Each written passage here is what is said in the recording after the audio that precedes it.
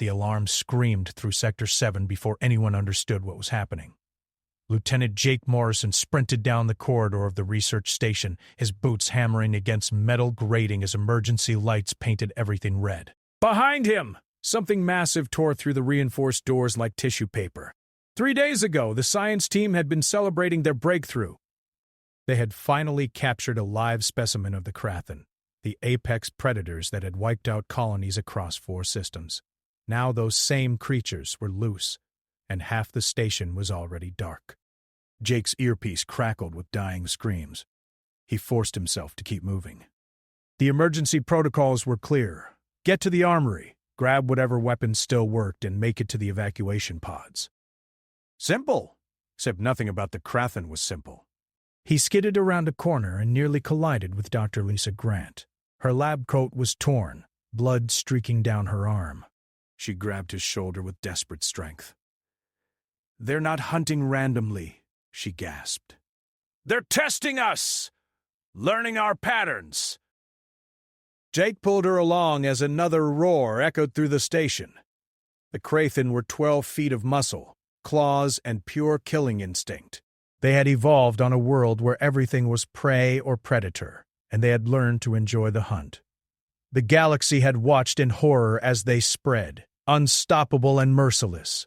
"How many got out?" Jake asked. "All of them. 27 specimens. His blood went cold. 27 Krathen loose on a station with 200 people. The math was brutally simple." They reached the armory to find it already breached. Bodies lay scattered across the floor. Jake grabbed a pulse rifle from the wall, checked the charge, and tossed another to Lisa. She caught it awkwardly, but her hand steadied as she gripped the weapon. "I've never killed anything before," she whispered. "You're about to learn fast." The lights in the armory flickered and died. Jake's helmet display switched to thermal imaging. He could see Lisa's heat signature beside him, but something else was moving in the darkness above them. Something big and getting closer. Jake raised his rifle just as the Krathen dropped from the ceiling. It moved with impossible speed. Claws extended, jaws opening to reveal rows of serrated teeth. He fired 3 times. The pulses burned into its chest but barely slowed it down. The creature's claws raked across his armor, throwing him backward into the wall. Pain exploded through his ribs. Lisa screamed and opened fire, her shots wild but determined. The Krathen turned toward her, and Jake saw something in its eyes. Not just hunger. Intelligence. Amusement. It was playing with them.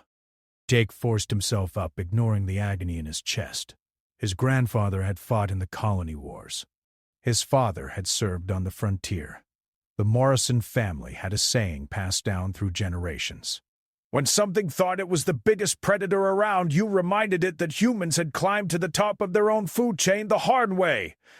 The Krathen lunged at Lisa. Jake pulled the thermal grenade from his belt and threw it directly into the creature's open mouth. Commander Helen Price watched the security feeds from the command center, her face carved from stone. The station was lost, she knew it. Her crew knew it. But they still had one job left. "Seal sections 1 through 5, she ordered.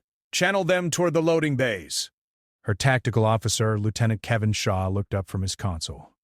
"Ma'am, there are still people in those sections." "I know exactly who's in those sections, Lieutenant. Execute the order." The screen showed carnage spreading through the station. The Krathen moved in coordinated packs now, herding survivors into kill zones. They had been studying human tactics during their captivity, learning from every interaction. Now they were demonstrating what they had learned. Helen pulled up the manifest. 237 personnel on board when containment failed. Current survivors, 104 and dropping fast. The evacuation pods could hold a maximum of 80. Someone was going to die here. The only question was who. "Ma'am, we're receiving a transmission from Sector 7, Shaw said. "It's Morrison! He's asking for override codes to the environmental systems." Helen felt something stir in her chest. Not hope, exactly, but something close. "What's he planning?" He didn't say. But he's in the atmospheric processing center with Dr. Grant and 6 civilians. Helen made her decision in 3 seconds. She had served with Jake Morrison for 2 years. He was stubborn, reckless, and absolutely refused to accept when something was impossible. Those were exactly the qualities she needed right now. Give him the codes. And Kevin, reroute all remaining power to Sector 7. That'll leave Command Center on emergency reserves.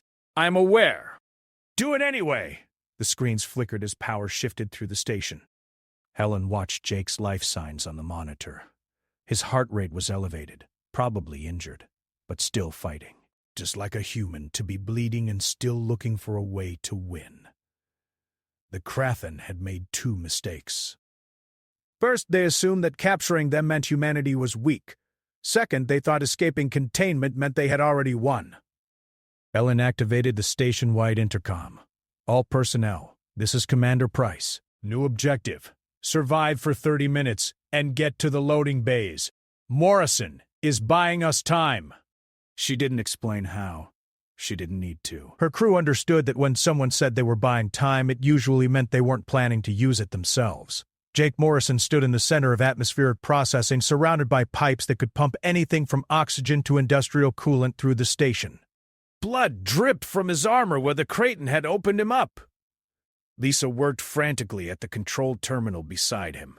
"This is insane," she said for the 3rd time. "Probably," Jake agreed. He checked his rifle charge. 15%. Maybe enough for 2 more encounters. Maybe. The civilians huddled behind them. 3 engineers, 2 lab technicians, and 1 very terrified cook named Pete who had grabbed a cutting torch and was determined to use it. They all looked at Jake like he had answers. He wished he did. "Explain to me again why we're not running for the pods," Pete said. "Because the Krathen are between us and the pods," Jake replied. "And because someone needs to give the others a chance." "So we're bait! We're not bait! We're the trap!" Lisa pulled up a schematic on her display. "The Krathen breathe a nitrogen-oxygen mix similar to ours, but their metabolism runs hot. Really hot. Their hunting efficiency drops by 40% if the temperature falls below freezing." "So we turn this place into a freezer," one of the engineers said. "Won't that kill us too?" "Not before it kills them," Jake said. "Probably." Pete laughed, a slightly hysterical sound. "I came to this station to cook food. Now I'm going to die fighting space monsters in a freezer. If it helps, you make excellent pasta," Lisa offered. "It doesn't, but thanks." The terminal beeped. Lisa's fingers flew across the controls as she overrode safety protocols that existed for very good reasons. "I'm ready. Once I activate this, we'll have about 3 minutes before the temperature drops past human tolerance. The Krathen should start slowing down in half that time." Jake nodded. "How many are tracking us? Sensors show 11 distinct heat signatures converging on this position. 11 Krathen, 8 humans, 1 injured, and 6 civilians with minimal combat training." The odds were terrible, which meant they were actually better than Jake had expected. "Everyone grab a weapon. Doesn't matter what. When they come through those doors, aim for the eyes and joints. The pulse rounds won't punch through their hide, but concentrated fire on vulnerable points will hurt them enough to matter." The engineers picked up industrial plasma cutters. Pete hefted his torch. Lisa gripped her rifle with white knuckles. None of them looked ready, but none of them ran either. "Why are they coming here specifically?" Pete asked. "There are easier targets." Jake smiled without humor. "Because I threw a grenade down one's throat earlier. They're not just hunting anymore. This is personal." The door at the far end of the chamber buckled inward. Claws scraped against metal. The Krathen were testing the entrance, probing for weaknesses. They had learned caution from their time in captivity. They knew humans used tools and tactics, but they hadn't learned enough. "Lisa, start the sequence." She hesitated for just a moment, her finger hovering over the activation key. Then she pressed it. Warning klaxons blared. The temperature readouts began plummeting. Vents opened in the ceiling and walls, releasing coolant designed to suppress fires and preserve research materials. White frost spread across every surface. The door exploded inward. The first Krathen charged through. and Jake saw its breath turn to visible steam in the rapidly cooling air. It moved fast, faster than anything that size should move, but already its movement seemed fractionally slower than before. Jake fired. The pulse round caught it in the shoulder joint, spinning it sideways. Two engineers opened up with plasma cutters, their makeshift weapons drawing lines of scorched flesh across the creature's flank. The Krathen roared and kept coming. Jake dove aside as claws tore through the space where he had been standing. His injured ribs screamed in protest. He rolled, came up firing, and put 3 rounds into the creature's face. It stumbled, blinded in one eye, but 2 more Krathen were already pouring through the entrance. Then 5 more. Then all of them at once. The atmospheric processing center became a frozen hell of claws, teeth, and desperate gunfire. Jake lost track of individual moments. There was only movement, reaction, survival. His rifle clicked empty. He dropped it and grabbed a piece of torn metal, swinging it like a club at anything that got close. Pete screamed, somewhere to his left. Jake turned to see the cook holding his torch against a Krathen's face, the creature's flesh bubbling and burning even as it raised a claw to strike. One of the engineers tackled the predator from behind, his plasma cutter driving deep into its spine. They were dying, but they were making the Krathen pay for it. The temperature gauge hit -20 Celsius. Jake's breath came out in ragged clouds. His fingers were going numb, but the Krathen were slowing noticeably now, their movements becoming sluggish and imprecise. Lisa appeared beside him, her lab coat torn and frozen stiff with blood. Command Center reports survivors are reaching the loading bays. 30 seconds until last pod launches. Then I'd say our job is done. A Krathen lunged from the shadows. Jake tried to move, but his injured body betrayed him. The creature's claws descended toward his chest. Pete's torch caught it in the throat. The cook held on even as the Krathen thrashed, even as claws raked his back, even as he screamed. You want Morrison? You go through me first! Lisa grabbed Jake and pulled him toward a service passage. 2 engineers followed, dragging a wounded technician between them. Behind them, Pete and the remaining civilians kept fighting, kept buying seconds that turned into survival for others. They were human. When the universe showed them monsters, they became bigger monsters. When the odds said they should run, they stood their ground. When something needed to be done and no one else could do it, they did it anyway. The service passage sealed behind them. Through the frost-covered window, Jake watched the Krathen overwhelm the last defenders. He saw Pete go down, still swinging. Saw brave people die doing the only thing that mattered, buying time. The command center pod detached from the station with a shudder. Helen Price watched through the viewport as the research station grew smaller behind them. 82 people crowded into a space meant for 80. 3 more than protocol allowed. 3 more than regulations permitted. She didn't care. Final count? She asked Shaw. 83 survivors out of 237 personnel. Helen did the math. 154 dead. Most of them in the first minutes of containment breach. But those last 40 had bought something precious. They had bought others the time to escape. Morrison? She asked quietly. Shaw checked his console. Life signs active. He made it into one of the service passages with Dr. Grant and 2 engineers. Emergency beacon shows they're in an auxiliary shelter on the station's outer ring. The Krathen? Concentrated in the atmospheric processing center and surrounding sections. Temperature there has dropped to -50 and still falling. They either dead or dormant. Helen allowed herself one moment of relief. Just one. Then she was back to being a commander with impossible decisions to make. Set course for the nearest military outpost. We need to report this containment failure before those things find a way off the station. Ma'am, what about Morrison and the others? Helen looked at the station, rapidly becoming just another point of light in the darkness. Morrison knew the evacuation protocol. He chose to stay behind and buy time. That makes him a hero. It doesn't change what we have to do. But she didn't order the pod's course input yet. She stood there watching, waiting for something she couldn't name. The station's emergency lights flickered. Then section by section they began going dark, not from damage. Someone was deliberately shutting down power grid. "What's he doing?" Shaw whispered. Helen smiled grimly. "Something stupid. Patch me through to his emergency channel." Static filled the bridge. Then Jake Morrison's voice came through, rough with pain and exhaustion, but absolutely steady.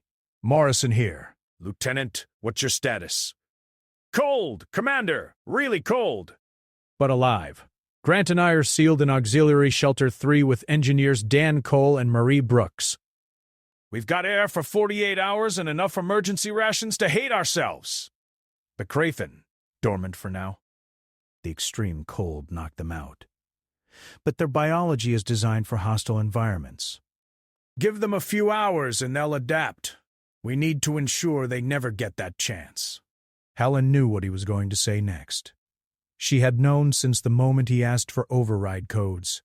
"I'm going to overload the station's reactor core. Full detonation will vaporize everything within 100 kilometers. That includes every Krathen on board. That also includes you, Lieutenant." "Yes, Matt." The bridge went silent. 83 people listening to one man calmly discuss his own death like it was a tactical consideration instead of a tragedy. "How long until you can trigger the overload?" Helen asked. 15 minutes to override the safety protocols. Another 5 to reach critical mass. We'll have about 20 seconds warning before detonation." "That's not enough time to escape." "No, ma'am." "It's not." Helen closed her eyes. She was a commander. She had sent people to die before, but she had never had to listen to them plan their own execution. There has to be another way. "There isn't. The Krathen are too dangerous. If even one escapes, it could reach a populated world. These things breed fast and learn faster." "We've seen what they do to colonies. I won't let that happen again." Lisa Grant's voice came through the channel. "Commander, this is Dr. Grant. Morrison's right. The Krathen aren't just predators. They're intelligent pack hunters with grudges and memory. They know human tactics now. They know our weaknesses. If they escape, they'll share that information with others of their kind." "So we sacrifice 4 people to stop them," Helen said bitterly. "No, ma'am," Jake replied. "You saved 83 people because we bought you time. Now we're finishing the job." "It's not sacrifice. It's just math." Helen wanted to argue, wanted to order them to find another solution. Any other solution. But she was a commander, and commanders dealt in reality, not wishes. "You have authorization to proceed, Lieutenant." "And Morrison, it's been an honor serving with you." "Likewise, Commander. Tell my family I went out fighting something big and ugly. They'll appreciate that." The channel stayed open. Helen could hear Jake moving through the shelter, pulling up systems, entering override codes. She could hear Lisa and the engineers working beside him, their voices low and determined. Shaw leaned close. "Ma'am, we need to clear the blast radius." "That's at least 100 kilometers minimum safe distance. Increase to 150. "Then hold position." "We're staying until the end. They gave us everything." "We can give them witnesses." The pod's engines fired, pushing them farther from the station, but not so far that they couldn't see. Helen watched the facility that had been her command for 3 years.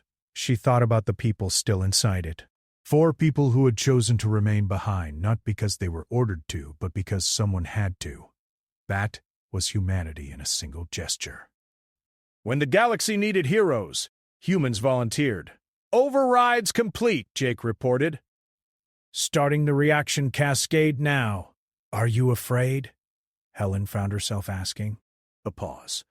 Then, "Terrified, ma'am." "But fear's just information. It tells you something matters enough to die for. Right now, stopping these things matters more than my fear." The station's reactor core began to glow, visible even from a distance as energy built beyond sustainable levels. Warning systems would be screaming. Automated safety protocols would be trying to shut everything down. Jake was overriding each one, forcing the reactor past every fail-safe and emergency measure. 5 minutes to critical mass, Lisa reported. Core temperature approaching 6,000 degrees. The Krathen won't even leave shadows. Good, Jake said. Hey, Pete? If you're listening in whatever passes for an afterlife, we're finishing what you started. Those things are about to learn humans don't back down. 3 minutes. Helen watched the station begin to shake as internal explosions rippled through its structure. The reactor was tearing itself apart, releasing energy that had been meant to power research and life support. 2 minutes. Commander! Jake's voice came through one last time. Make sure this gets recorded. Not as a tragedy, as a warning. The Krathen thought they were the galaxy's apex predators. They thought escaping containment meant they won. Let every species out there know what happened when predators met humans who refused to lose. 1 minute. The station glowed like a small star. Helen gripped the armrests of her chair, forcing herself to watch, to witness, to remember. 30 seconds. Morrison, she said. You made us proud. Prouder to serve, ma'am. See you on the other side. 20 seconds. The reactor reached critical mass. There was no going back now. The forces being unleashed would consume everything, break it down to atoms, scatter it across space. 10 seconds. Helen heard Dan Cole say something about always wanting to see a supernova up close. Heard Marie Brooks laugh, high and slightly hysterical. Heard Lisa Grant telling Jake that he was the bravest person she'd ever met. 5 seconds. Jake Morrison's final words weren't heroic or dramatic. They were simple. Worth it. The station exploded. Light erupted across space, bright enough to hurt even through filtered viewports. The shockwave hit their pods seconds later, rattling everyone inside despite the distance. When Helen could see again, the research station was gone.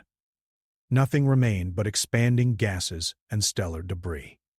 83 people sat in silence watching the afterglow of 4 deaths that had saved them all. Shaw broke the quiet. Sensors confirm complete destruction of the facility. No life signs. No escape pods launched! The Krathen are dead! All of them? Helen asked. All of them. Morrison made sure of it. Helen stood, her uniform crisp, despite everything they had endured. Note in the log, Lieutenant Jake Morrison, Dr. Lisa Grant, Engineer Dan Cole, and Engineer Marie Brooks gave their lives to prevent a Krathen outbreak that would have threatened multiple systems. They will be posthumously awarded the Star of Valor. Let this record show they died as heroes. She paused, then added one more line. Let it also show they died reminding the galaxy that humans don't break easily. When we're pushed, we push back. When we're hunted, we become hunters. And when something needs to be stopped, we stop it. No matter the cost. The pod set course for the military outpost. Behind them, space slowly absorbed the evidence of sacrifice, scattering atoms into the void. But the message remained. The Krathen had broken containment, thinking they were the deadliest things in the galaxy. They had hunted and killed and demonstrated their superiority over human prey. Then they met Jake Morrison. 3 months later, Commander Helen Price stood before a military tribunal. The brass wanted answers. They wanted explanations for how 27 Krathen had escaped containment, killed 154 personnel, and forced the complete destruction of a research facility worth billions. Helen gave them the truth. We underestimated them, she said. We assumed intelligence and predators meant they could be contained through force and barriers. We were wrong. The Krathen didn't just escape. They planned their escape. They studied us during captivity and learned our patterns, our protocols, our weaknesses. Admiral Frank Carter, head of the tribunal, leaned forward. And Morrison's solution was to destroy the entire station. There were other options. Reinforcements were only hours away. Hours we didn't have, sir. The Krathen were herding survivors into kill zones. They were adapting to our weapons in real time. If they had reached the escape pods, they would have spread to other systems. Lieutenant Morrison recognized the threat and neutralized it. By committing suicide! By completing the mission, sir!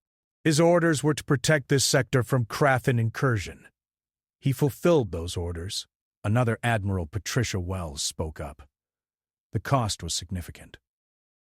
4 personnel dead. The station destroyed. All research lost. Some might argue Morrison acted rashly. Helen felt her temper flare but kept her voice level. Some might argue that, Admiral. Those people would be idiots. Morrison saved 83 lives and prevented a Krathen outbreak that could have killed millions.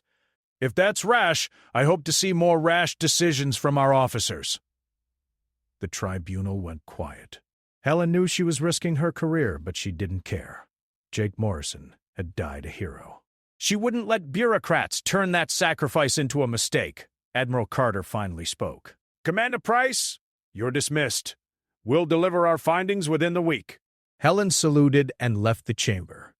Outside, Shaw was waiting with the rest of her surviving crew. How'd it go? He asked. About as well as expected. They don't like that we lost a station. I told them they should focus on the fact that we stopped a Krathen outbreak instead. Think they'll agree? Don't know, don't care. We did the right thing. Shaw handed her a datapad. You want to see this? It's from the engineering team that's been analyzing what's left of the station debris. Helen scanned the report. Her eyes widened. They found Krathen DNA in 17 different areas of the station. Not just atmospheric processing. The creatures had spread further than we realized. Morrison's detonation caught them before they could reach the docking bays. How close were they? Sensors show at least 5 Krathen within 50 meters of an active escape pod when the reactor went critical. Another minute and they would have breached the bay. Helen felt cold. If the Krathen had reached those pods, if even one had escaped, it would have reached a transport ship or orbital station. From there, it could have spread anywhere. Jake Morrison hadn't just saved 83 people. He had saved everyone those creatures might have reached afterward. Make sure this report reaches the tribunal, Helen said. I want them to understand exactly what Morrison prevented. 2 days later, Helen received the tribunal's decision. Lieutenant Jake Morrison, Dr. Lisa Grant, Engineer Dan Cole, and Engineer Marie Brooks were posthumously awarded the Star of Valor for exceptional heroism. Commander Helen Price was cleared of any wrongdoing and given commendation for decisive leadership under extreme circumstances. But the tribunal also issued a new directive. All Krathen research was suspended indefinitely. No more capture missions. No more study programs. If humanity encountered the creatures, the standing order was simple. Destroy on sight. The galaxy's apex predators had finally met something they couldn't overcome. Human stubbornness, combined with human sacrifice. It was a lesson that Krathen would never live to share. Helen returned to her new posting on a frontier patrol ship. She kept a photo on her desk of the research station crew. 83 smiling faces celebrating a birthday party 2 weeks before containment failed. Jake Morrison was in the front row, grinning like he didn't have a care in the world. She looked at that photo every day. A reminder that humanity's greatest weapon wasn't its technology or its tactics. It was its people. Ordinary people who became extraordinary when the situation demanded it. Jake Morrison had been a decent officer. Good at his job, but not exceptional. He complained about paperwork, made terrible jokes, and always showed up late to briefings. Nothing about him screamed hero, but when predators broke containment and started hunting humans like prey, he had done what humans do best. He adapted. He fought. And when fighting wasn't enough, he made the hard choice to ensure the threat died with him. The galaxy had thousands of predator species. Each one thought it was the deadliest thing in the darkness. Most of them were probably right, until they met humans. Helen activated her console and began her daily log. Commander's Log, Day 87. Sector patrol continues without incident. No sign of Krathen activity in this region. The creatures appear to be avoiding areas where human presence is strong. Perhaps they're learning. She paused, thinking about Jake's final words. Worth it? She whispered to the empty bridge. It was worth it. 6 months after the containment breach, stories began spreading through the military. Tales of Lieutenant Morrison and the frozen hell he created. Tales of civilians fighting apex predators with improvised weapons and stubborn courage. Tales of a cook named Pete who held a torch against a creature bred for killing. The stories grew with each retelling. Details changed. Facts became legend. But the core message remained constant. When the Krathen broke containment, they thought they were about to demonstrate their superiority. They thought humans were soft prey to be hunted and consumed. They were the galaxy's perfect predators, and they were eager to prove it. Then they met Jake Morrison, one human. Injured, outgunned, and facing impossible odds. One human who looked at 27 apex predators and decided they were going to lose. The Krathen learned too late that humans had spent millions of years climbing to the top of their own food chain. They learned that human prey could become human hunters with terrifying speed. They learned that humans don't accept losing, even when losing seems inevitable. Most importantly, they learned that humans were willing to die to protect each other. That was the difference. Predators killed to eat. Humans killed to save. And when killing wasn't enough, humans died to finish the job. The story spread beyond the military. Civilian populations heard about the research station. They heard about ordinary people standing against monsters. They heard about a lieutenant who turned a freezer into a killing ground and a reactor into a funeral pyre. They heard that when predators met humans, the predators died. Helen Price eventually made admiral. Her first act was establishing a new protocol for dealing with apex predator species. It was called the Morrison Directive. The rules were simple. Don't capture them. Don't study them. Don't try to understand them. When humanity encountered something that hunted humans for sport, the only acceptable response was overwhelming force followed by complete eradication. Some people called it extreme. Some argued for scientific value and the importance of understanding alien biology. Helen shut down those arguments with 2 words. Containment failed! That was all anyone needed to remember. Containment had failed because humans had underestimated their enemy. Jake Morrison had died because the military thought they could cage predators and learn from them safely. Never again! The Morrison Directive became standard operating procedure across human space. When scout ships detected Krathen activity, they didn't investigate. They called in destroyers and burned the area until nothing remained but scorched rock and stellar ash. It was brutal. It was absolute. It was exactly what Jake Morrison had died to prove necessary. Humanity's reputation in the galaxy changed. Where other species saw humans as explorers and scientists, predator species saw something different. They saw prey that refused to accept its place in the food chain. Prey that fought back with weapons and tactics and stubborn determination. Prey that sometimes became the thing doing the hunting. The Krathen population dwindled. Without the ability to spread unchecked, their breeding advantage became meaningless. Human fleets hunted them systematically, burning nests and eliminating breeding populations. It took 5 years, but eventually the species went extinct. Some called it genocide. Helen called it survival.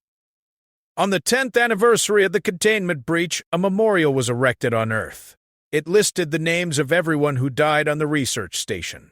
At the top, carved in stone, were 4 names in larger letters. Lieutenant Jake Morrison, Dr. Lisa Grant, Engineer Dan Cole, Engineer Marie Brooks. Below their names was a single line. They broke containment!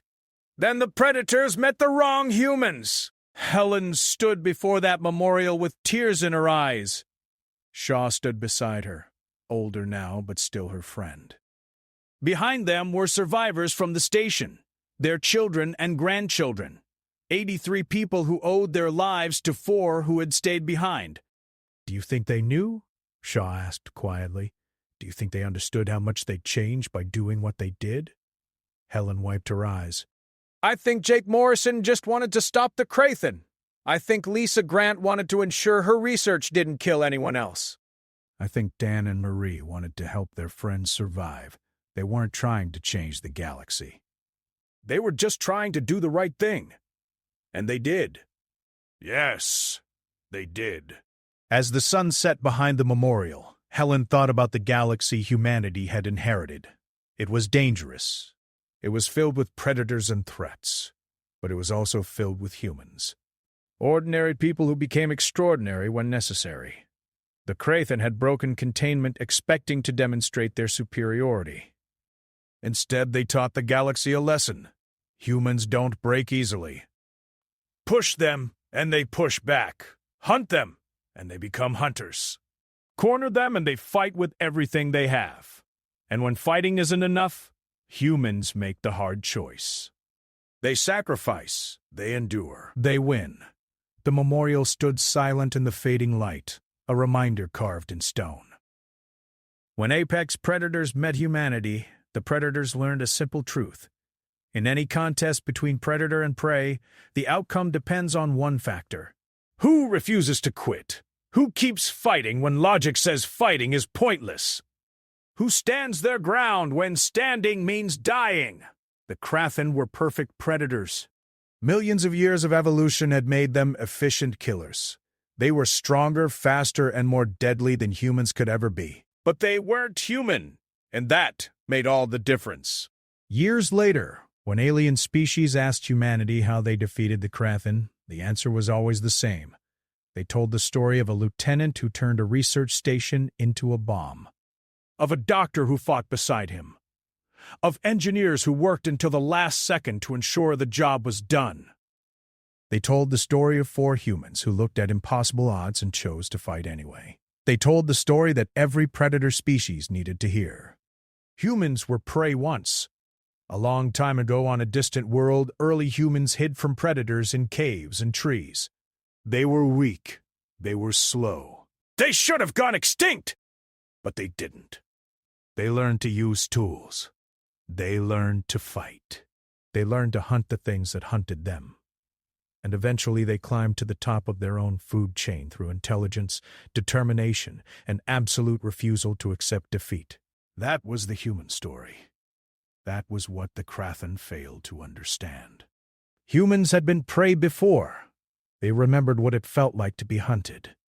And they remembered climbing out of that position through blood and sacrifice and stubborn will. When the Krathen broke containment, they thought they were demonstrating superiority.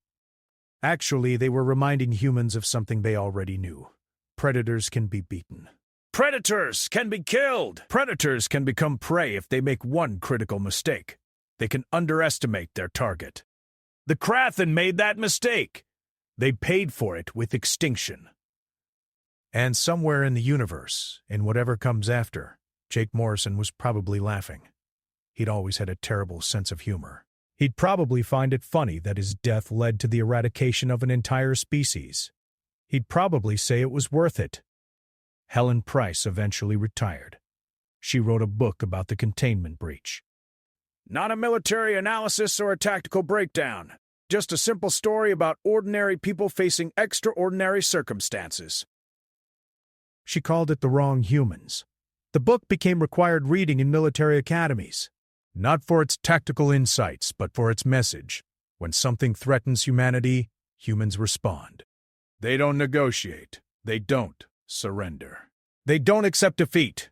They fight until the threat is eliminated or they die trying. That was the Morrison Doctrine.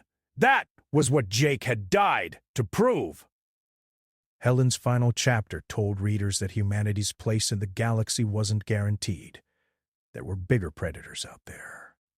Stronger species. More advanced civilizations. Humanity would face threats worse than the Krathen. But humanity would survive. Because when pushed to the edge, humans didn't fall. They dug in. They adapted. They found a way to win even when winning seemed impossible.